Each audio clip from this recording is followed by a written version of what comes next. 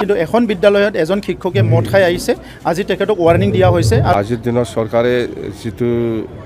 নতুনকৈ যেটো ডিসিশন লৈছে হেতুটো মই কেতিয়াও সাপোৰ্ট কৰিব নোৱাৰে হেতু এনেকুৱা সময়ত আমি এতিয়া ডাবল ট্ৰিপল স্পিডত কাম কৰিব লাগিব নহলে আমি কবাত পিছত পৰি যাম আমি জনজাতীয় নেতাসকলৰ বিৰুদ্ধে আমি কথা নকওঁ বা আমি জনজাতীয় নেতাসকলৰ মনত আত্মঅভিমানৰ দুখ পাব পৰা আমি কথা বতৰা নকওঁ কিয় ভাবিব নালাগে চাব মৰিব নালাগে ক্লিয়াৰ কৈ দিছে কেনেকৈ ডিক্লেয়াৰ ক্লিয়াৰ কৈ দিছে কেনেকৈ ডিক্লেয়াৰ জয়েন কৰা বুলি কৈ থাকে নিজৰ দলৰ মানুহকে জয়েন কৰায় নিজৰ মানুহকে ঘূৰাই ঘূৰাই জয়েন কৰাই থাকে আৰু ৰাইজক দেখাই আছে যে মই বহুত ষ্ট্ৰং বুলি কেনে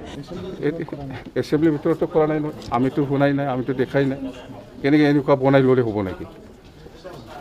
প্ৰথম স্পিকাৰে হাউচটো কেনেকৈ এটেণ্ড কৰি পেলাই গ'ল আমি এইটোও নাজানো প্ৰক্ৰিয়াটো কমপ্লিট মানে ইনকমপ্লিট কৰি গুচি গ'ল এজেণ্ডা শেষ হোৱা নাই এতিয়াও এজেণ্ডা আছে মুঠতে আমি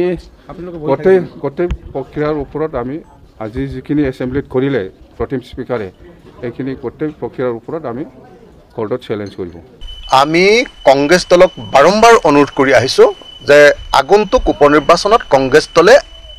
সকলো বিৰোধী দলৰ লগত আলোচনা কৰি প্ৰাৰ্থী দিয়াৰ ব্যৱস্থা গ্ৰহণ কৰিব লাগে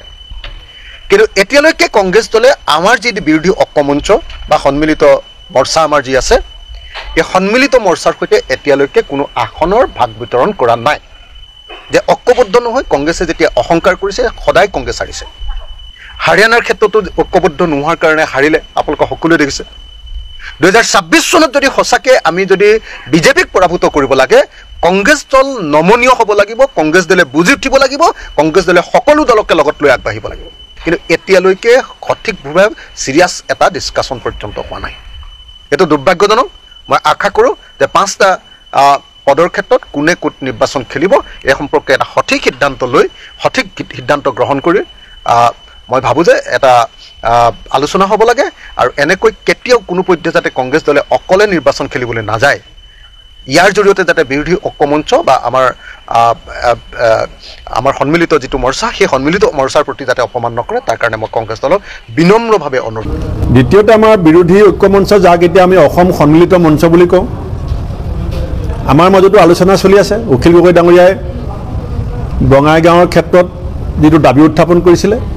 তেখেতে আমাৰ লগত আলোচনাত মিলিত হৈছে আৰু এটা ভাল বুজাবুজি হৈছে দ্বিতীয়তে বিহালী চিটটোৰ ক্ষেত্ৰত আমাৰ দলৰো কেইবাগৰাকীও প্ৰাৰ্থী আছে CPIMৰ প্ৰাৰ্থিত্ব বিচাৰি আছে গতিকে জিতেন্দ্ৰ সিং ডাঙৰীয়াৰ উপস্থিতিত আমাৰ দলৰ 5 গৰাকী নিৰ্বাচনী সমিতিৰ অধ্যক্ষ লগত আমাৰ জিতেন্দ্ৰ সিং ডাঙৰীয়া আলোচনা কৰিব বিশেষকৈ গৌৰৱ গগৈ ডাঙৰীয়া বিহালীৰ দায়িত্বত আছে তেখেতৰ লগতো মই আমাৰ বিৰোধী দলৰ প্ৰতি দেৱব্ৰত শইকীয়া ডাঙৰীয়া জিতেন্দ্ৰ সিং ডাঙৰীয়া আমি গৌৰৱ গগৈ ডাঙৰীয়াৰ পৰামৰ্শ ল'ম